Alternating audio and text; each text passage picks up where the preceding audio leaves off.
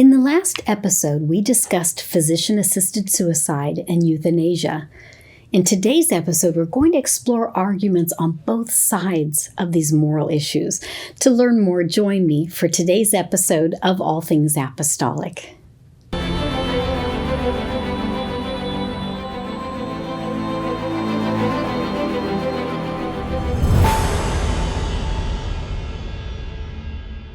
When confronted by a dying patient who is suffering and wants to die, physician-assisted suicide advocates argue that the most merciful thing to do is to stop needless suffering.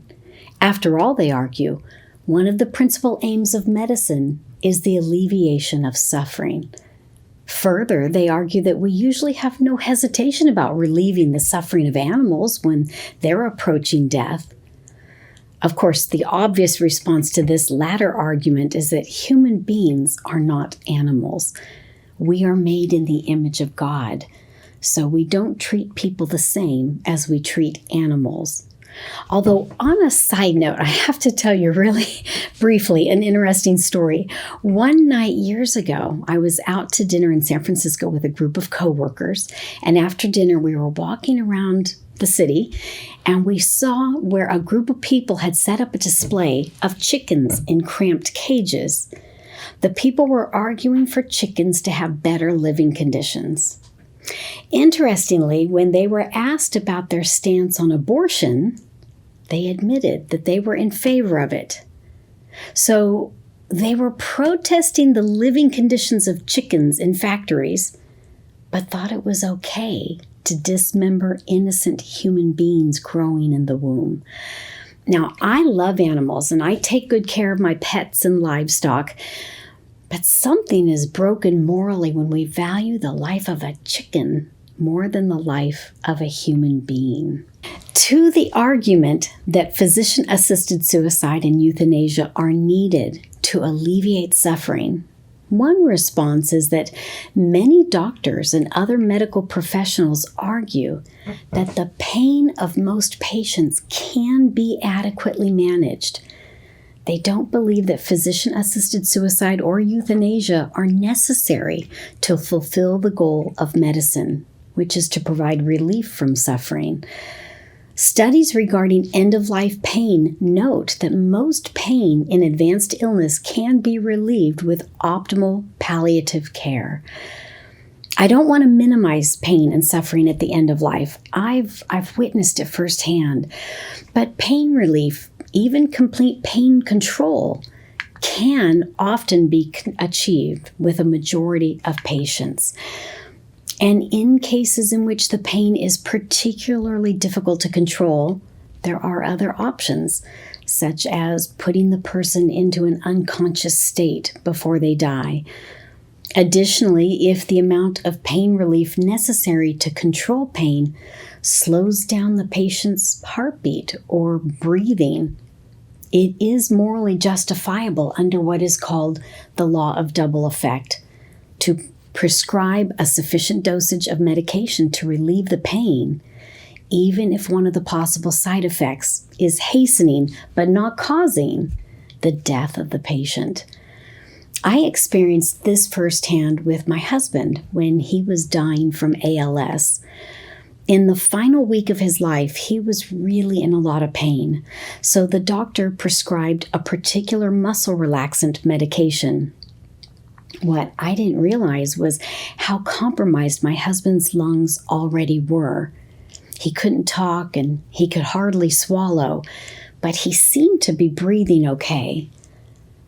But when I administered the medication to relieve some of the muscular pain, unbeknownst to me, it exacerbated his compromised breathing, and his lungs started filling up with carbon dioxide because he couldn't expel it efficiently. After a second dosage of the medication, he started struggling to breathe. So I called 911 and he was taken to the ER. The doctor suggested pumping the carbon dioxide out of his lungs and giving him oxygen to help him breathe more comfortably. But then I realized that it would only prolong the inevitable. He was emaciated and suffering. Thankfully, he was cognizant enough to make the final decision, so I let him decide with a thumbs up or a thumbs down if he wanted to be treated and return home or if he wanted to go to heaven. And he gave me a thumbs up for heaven. So he was put on a morphine drip to stay comfortable while we let nature take its course.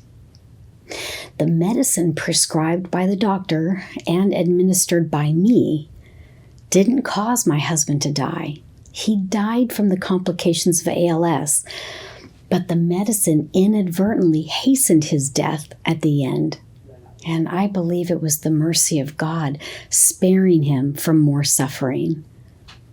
Morally, the intent in a situation like this is critical. If the intent was to take the patient's life, then that would be a direct killing of the patient.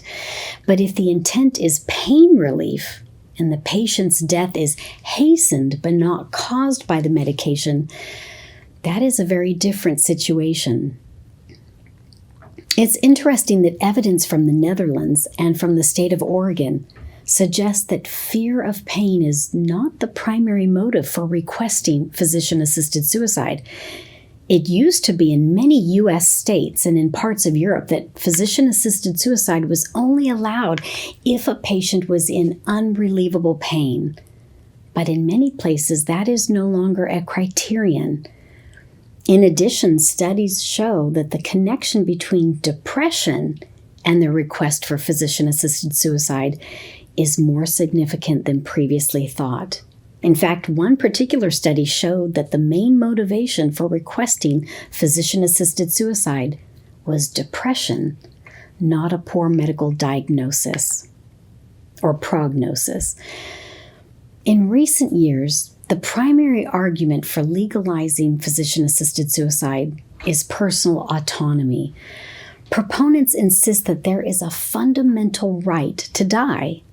They argue that the law generally protects the rights of individuals to make life's most private and personal decisions apart from interference by the government. And the government, for the most part, lets people make personal decisions related to marriage, family, child rearing, etc., based on the principle of the right to privacy. Supporters of physician-assisted suicide want to extend the right to privacy to end one's life. They contend that the timing and manner of one's death are personal and private, so they should be protected by the right to privacy. But the opponents of physician-assisted suicide maintain that personal autonomy is not absolute.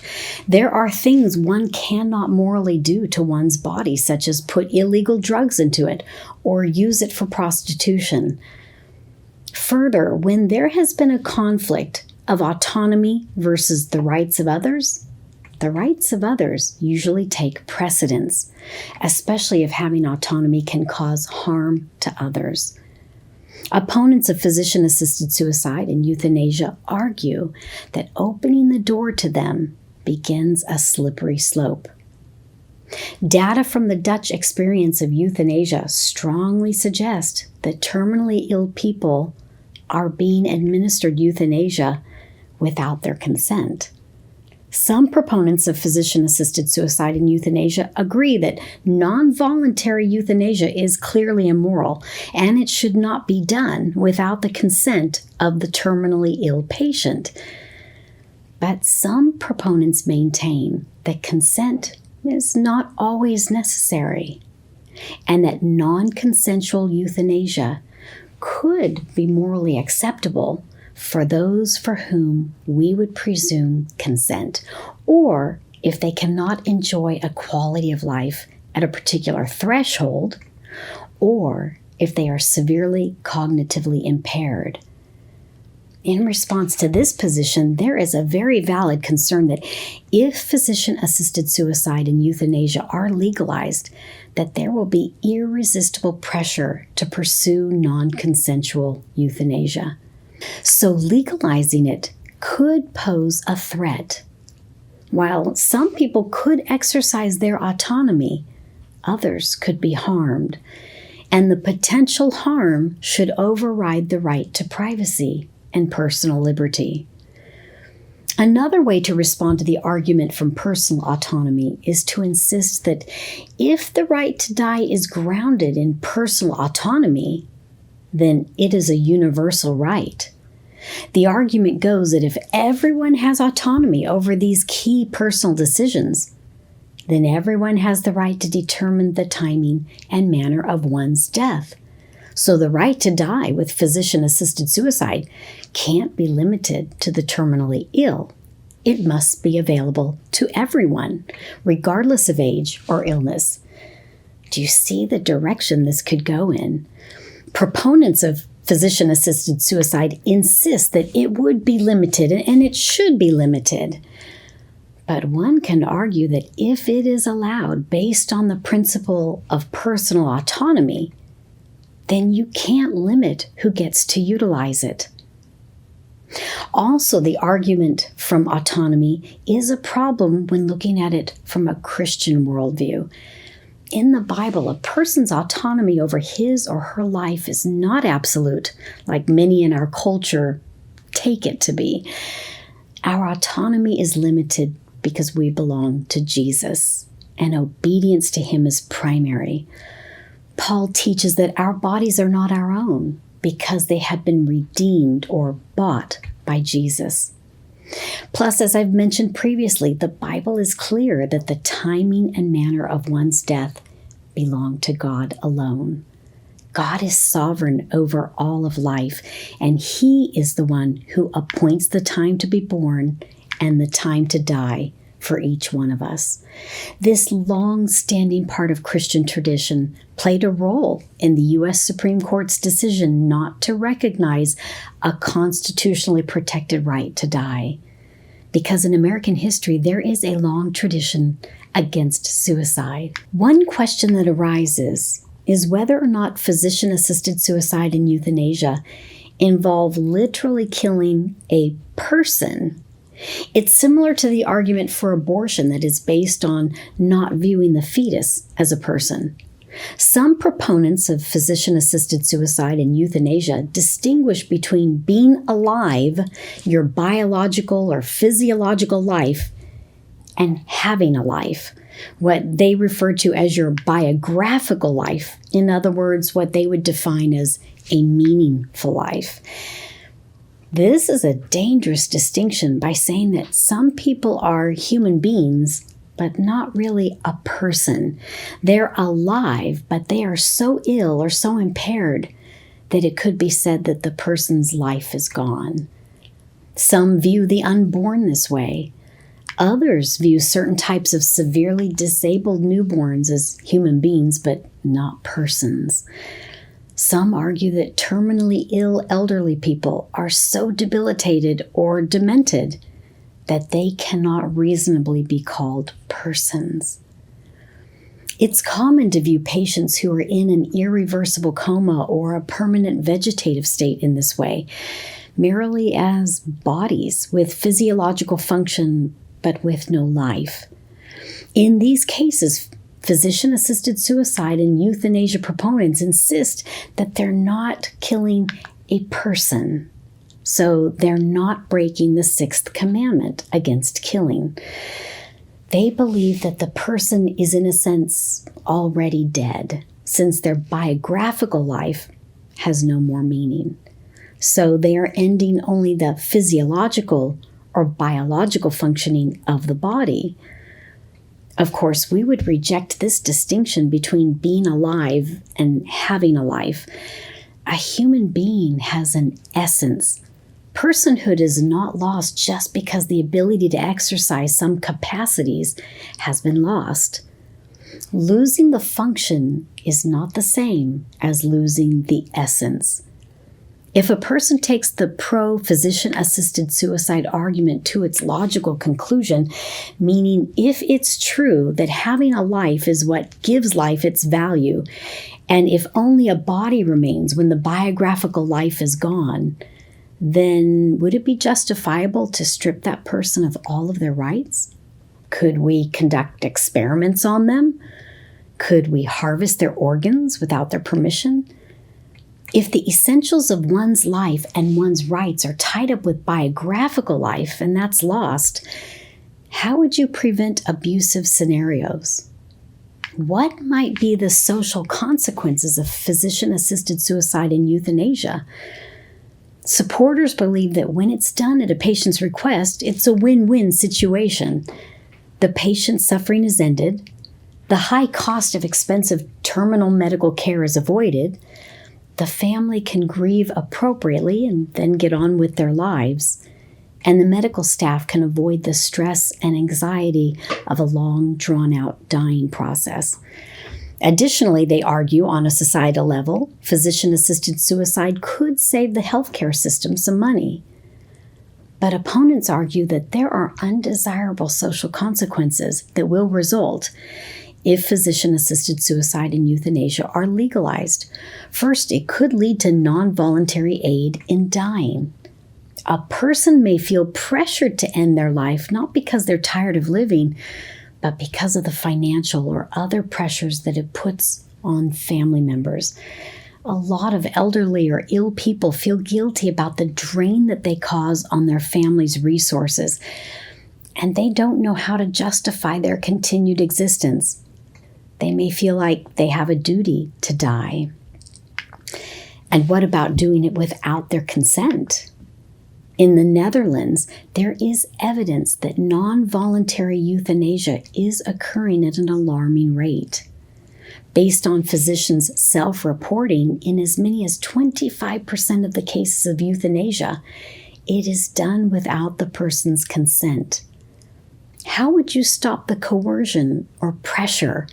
It would be impossible. And there is the concern of the slippery slope in which euthanasia moves beyond the terminally ill to people with other non-terminally ill quality of life circumstances, such as people with Alzheimer's disease or other degenerative brain diseases, and the severely mentally disabled. I don't know the status now, but previously there was a movement in the Netherlands to perform euthanasia on certain classes of disabled newborns. And those who are old or disabled who desire to continue living, if their lives are deemed by others as useless, then their desire to stay alive could be regarded as immoral, and they might be pressured into believing that the right to die is really a duty to die. This pressure would affect the weakest and most vulnerable in society. If this seems like a situation that would never happen, think back to the euthanasia and eugenics programs of the 1930s and 1940s. The idea that some people are useless eaters, or that someone could be a human being but not a full person with inalienable rights. These ideas began in the salons of Europe and with the elites in the United States, long before the Nazis came into power in Germany. And the ideas went down the slippery slope even further when the Nazis decided to use eugenics to create a master race by getting rid of those they deemed deficient. If non-voluntary euthanasia happens today in a society like the Netherlands, which has very generous universal health care provisions, what could happen in a place like the United States or other countries with different healthcare systems and also a considerable number of uninsured? The pressure on the old, frail, and disabled would be even more intense.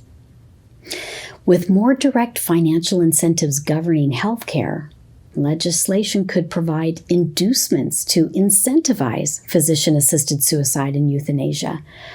As a result, good end-of-life care could become a luxury, available only to those who could afford it, and the rest who have been deemed a burden by society could be pressured as a moral obligation to die.